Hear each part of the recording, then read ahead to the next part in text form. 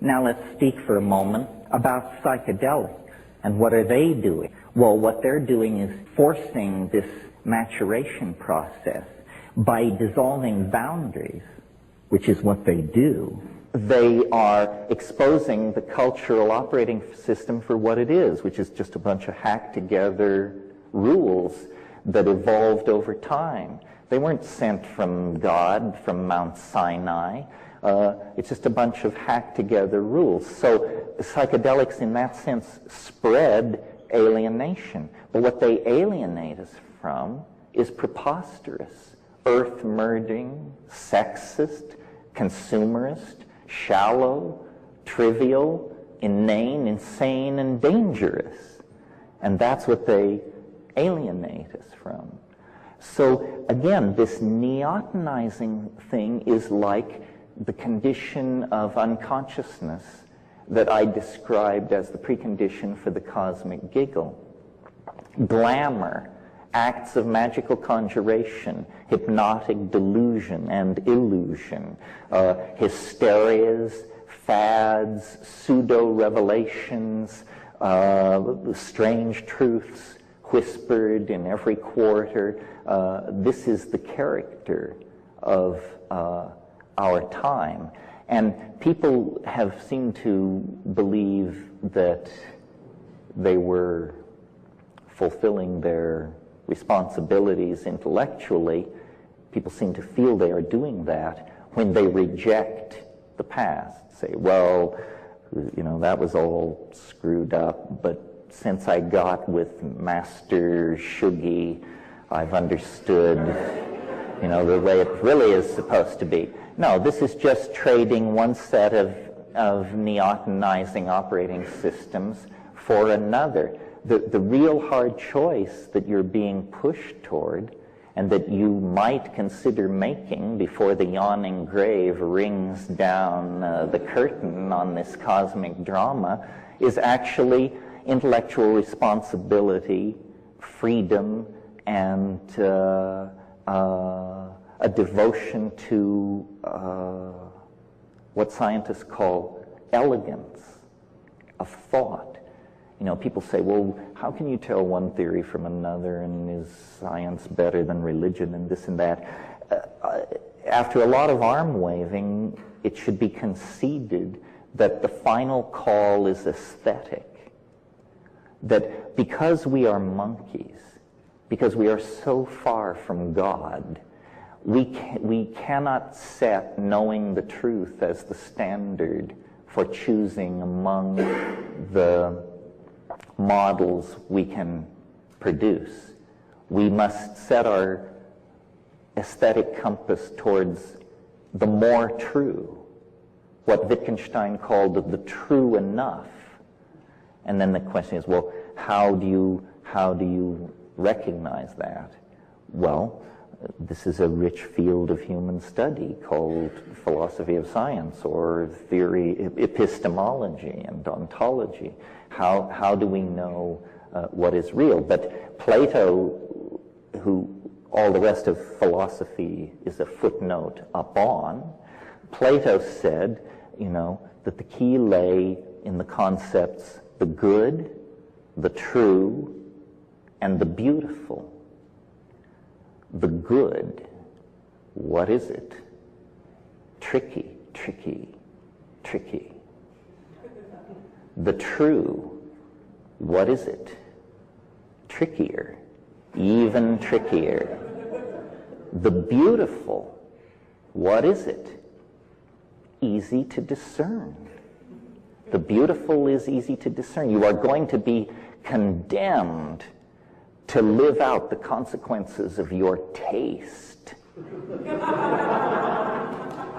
Really, really.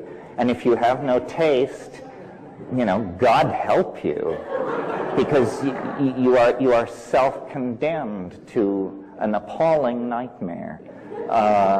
You won't be getting it. All the subtle stuff will go by you while your head is filled with cant, nonsense, foolishness. So again, the metaphor of of the dream and of making choices based on beauty. And beauty is downloaded into the human cultural milieu largely through dreams. Other ideas may also come in dreams, but I think studies have shown that that architects, designers, people who are actually at the top of the pyramid in any design process are very aware of their dreams, their reveries, their insights. So that's the way to set the compass, not toward truth, not toward the good, not because these aren't fine things, but because they're so slippery, but toward beauty. And with that in place, to my mind, hope follows as a natural consequence. You know, we talk a lot, and I'm sure there are people in this room who are well versed and connected into the world of virtual reality, which is a very hot topic and may have all kinds of implications for our future and the evolution of consciousness. But it's worth pointing out that we have been making virtual realities for a very, very long time. That language, spoken language, is the original code for hacking virtual reality. And when you sit the children down around the fire and begin to tell the old stories and the pictures rise out of the flames, that is virtual reality.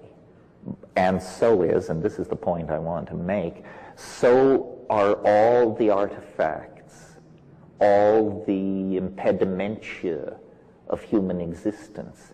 I mean, a virtual reality built in aluminum, stucco, steel, and glass is not immediately erased the way you clear a screen, and the cost of making it is great. But was a virtual reality. The Agora at Athens, ancient Rome, Canterbury Cathedral, these are virtual realities. Men and women have toiled at agriculture, at warfare, at child rearing, at many, many activities in the long march towards self-definition. But more and more we have, and this is true even of societies that are aboriginal and without economy, when we free ourselves, we are not freed into a void. When we free ourselves, we are freed into the dimension in which art is an obligation. And this is the great turning point. I mean, I think that the design process, whatever that means, must become conscious, global, integrated.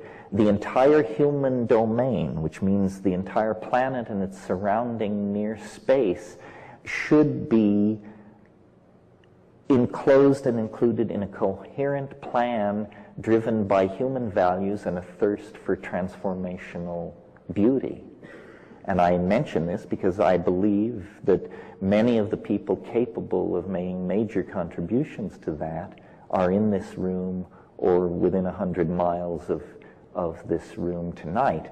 And we are people of immense privilege by any way of slicing the planetary demographic. Even the poorest among us who wheedled their way in here this evening are in the top 1% of the planetary social pyramid. On a planet where hundreds of millions of people are starving, the obligation upon the conscious people near the control surfaces, near the levers of the human machine is immense. So with freedom, and I know this is a cliche, but hopefully not in this context, with freedom of that sort comes enormous responsibility. And it's paradoxical. Responsibility to dream And coexisting and simultaneous with that, an obligation to awaken. In other words, an obligation to make sense, be non-trivial, not to squander resources in foolishness, an obligation to awaken, and an obligation to, at the same time, dream. And then, the rational mind screams out, but this is impossible. This is paradox. But the subtle mind understands that we have now reached square one by openly confronting the necessity for paradox, and by openly confronting the fact that we can only enclose our dilemma by speaking in at least two modes at once. We begin to actually honor the complexity of the situation. And so tonight, the thought I want to leave with you is the simultaneous project of awakening and the simultaneous project of entering deeper into the dream for the purpose of cultivating, evoking, experiencing, remembering, transmitting, and communicating beauty, which feeds back into the awakening process. Otherwise, the awakening will be traumatic and demoralizing. We will awaken to an AIDS-ravaged Earth, to ecotastrophe, planetary warming, complete collapse of any concern for the destiny of future generations. This awakening must not be disempowering. And the mantle that can be spread over the awakening to counteract the possibility of disempowerment is this wish to evoke, realize, and serve the project of bringing ever greater amounts of beauty into the world.